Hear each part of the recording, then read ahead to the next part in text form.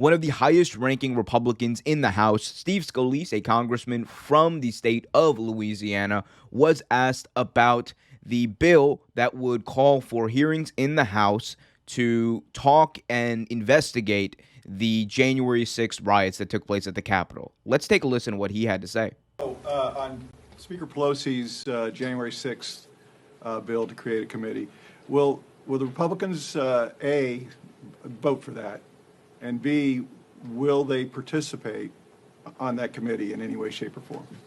Well, ultimately, let's see where the vote goes. But if you look at the last vote, it was overwhelmingly opposed by Republicans. And what we've said is, look, there are a lot of standing committees that have jurisdiction. I think even the Senate is taking the approach of having some of their standing committees look into it.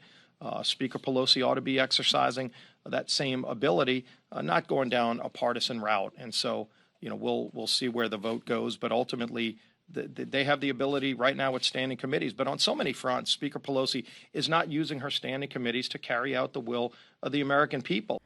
So there you heard Congressman Steve Scalise essentially say that the process by which the Democrats are doing this, the process by which this committee is being formed, is very partisan.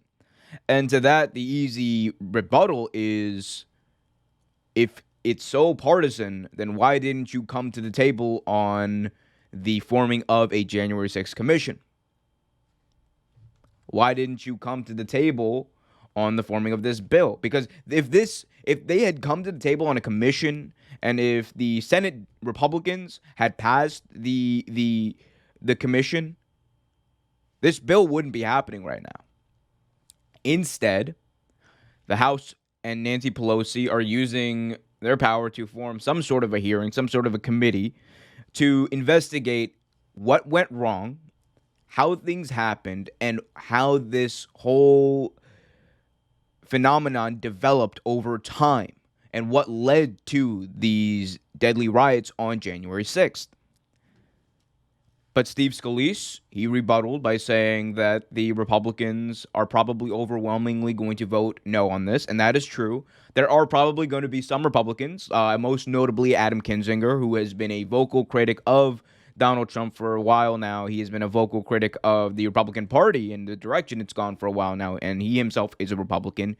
You might get people like Jamie Herrera Butler. You might get people like Peter Meyer from Michigan to possibly go along with that to make it less of a partisan process. But it would not be a partisan process if the GOP had at least come to the table on some of these talks. If they had come to the table, could have been done in a bipartisan manner. There's nothing they want to talk about how, we need to move past this, and we need to, for the better sake of this country, we need to move past this and forget it ever happened. No, that's not what you do when you're dealing with serious problems. Something this serious happens, you attack it head on. You investigate it. You find out why it happened so you stop it from happening in the future. That's the best way for the country to move on from this. Find out what's ailing these people. Find out the critical failures of the Capitol Police leading up to this and remedy them. You would think that people who are in charge of our government would see this as a way of moving forward. Like, you want to talk about, I know there's a lot of, talk about, unity and bipartisanship and we need to come to a consensus. And a lot of that is trivial, honestly, and all for spectacle and political theater. But this could have been something. It's not a big thing. This is not going to change the material conditions of many people. But it was something. It was something that would have been real, that could have been investigated, that would have actually helped the country move potentially past this. There are other underlying problems that I think led up to this that also could have been addressed following this commission. Income inequality. A lot of people are pointing at that, the economic strife that many people went through during the pandemic, the mental health struggles that many people went through during the pandemic that kind of led up to this and created the powder keg for January 6th. But instead, people didn't want to come to the table. And now it's going to be done by a committee, by a special committee in the House. And the only people that Steve Scalise and other Republicans can blame for that are themselves for not wanting it to happen in the first place. Mitch McConnell, when he went to the Senate floor, and he said, you guys got to give me a favor on this. He said to his Republican colleagues, do me a favor, vote no on this commission so the Republican Party can move past it. It's not about the American people moving past it. It's not about the United States moving past it. It's about the Republican Party, because that was a dark day for them. They know it. They don't want to relive it. They don't want to even think about it, be reminded of it. They don't want it to exist. They want to wipe it from history. And they can't. That's why it's so critical to address some of these things. But I will say this.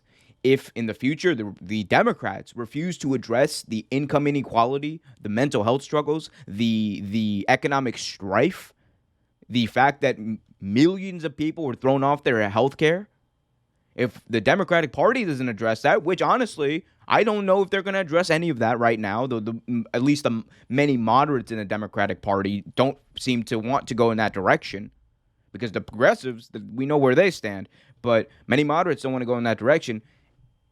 If that's what we're dealing with, then you're wasting, honestly, the full extent of what this could be, because you could genuinely make this country better and bring it together through a lot of initiatives like that address those issues. But that's going to be seen. And the other thing, Steve Scalise said that, instead of doing this, the House should focus on other things. He said that Nancy Pelosi should focus on other standing committees. We should form other standing committees that address other things, like China, like, wars, like other things. And look, I agree partially with that.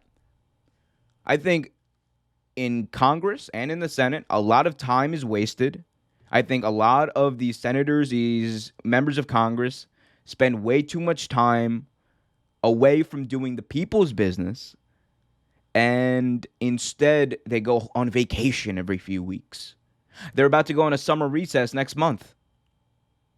And they're about to just chill, do nothing, get nothing done. So, given that, I think the Congress and the Senate should do even more work. And I think they should be able to walk and chew bubblegum at the same time. There's no reason why they can't do this and address the needs of the American people at the same time. It's their job. It's supposed to be hard. So that part is true. But again, just because he threw in a nugget of truth there doesn't mean he has a point or even a leg to stand on. It's like throwing in a little bit of truth to make your lie more palatable. That's what this is. And it's been a strategy that Trump used for a while. It's been a strategy that Republicans have kind of taken over now, and many Republicans have taken. And honestly, it's very easy to see past the BS. Hey guys, I hope you found that video informative. If you have any questions, as always, remember to comment down below. Also, be sure to like, share, subscribe, hit that notification bell so you get notified whenever a new video is released.